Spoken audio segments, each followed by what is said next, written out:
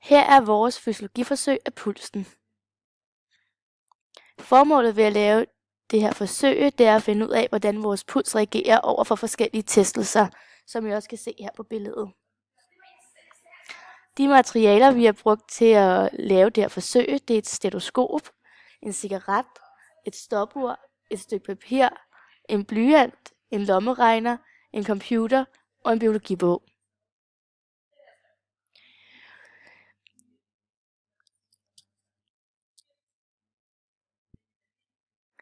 Vores forsøgsbeskrivelse. Vi skulle undersøge, hvordan pulsen reagerer i forskellige situationer, når vi udsætter kroppen for eksempel for kulde, motion, rygning, hvile og holde vejret, for at se om pulsen ligesom vil stige eller falde. Man skulle placere et stetoskop på hjertet lidt over forsøgspersonens venstre bryst. Derefter skulle man lytte og så tælle det antal hjerteslag i løbet af et minut. Det skulle så gentages 3 gange med et minuts mellemrum. Vi skrev vores resultater ned efter det på et fælles dokument og beregnede gennemsnittet. Hypotese. Vi forventede, at forsøgspersonens puls vil stige i alle de øvrige testelser, især ved motion, da vi ved, at både fra undervisningen i idræt og på grund af, at man kan mærke, at pulsen stiger. Teori. Hjertet er i virkeligheden en ret stor muskel med 4 hulrum, som kaldes hjertekammer.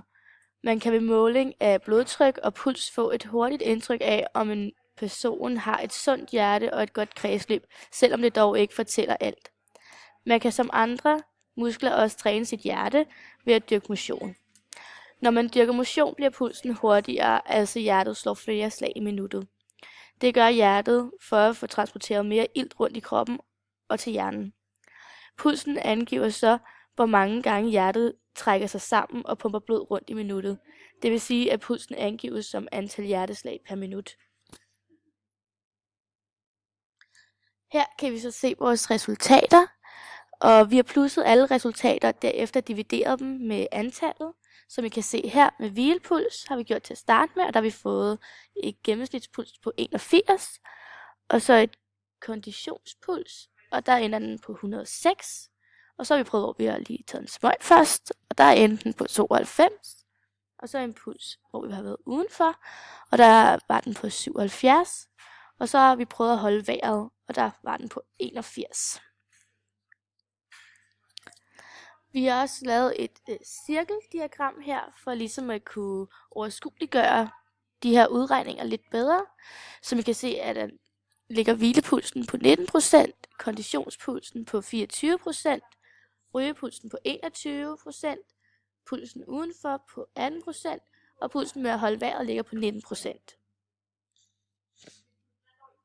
Vi har også lavet et søjlediagram for at få et overblik over, hvordan tingene ligesom har hængt sammen. Som I kan se, så ligger konditionspulsen øverst. Resultatbehandling. Under resultatbehandling, der har vi brugt lommeregner, Excel og computer. Diskussion. Vi kan i denne her opgave konkludere, at jo større afstand der er mellem hvilepuls og makspuls, altså den puls du har, når du yder dit maksimale, og jo større sandsynlighed er der for, at man har en høj maksimal iltoptagelse.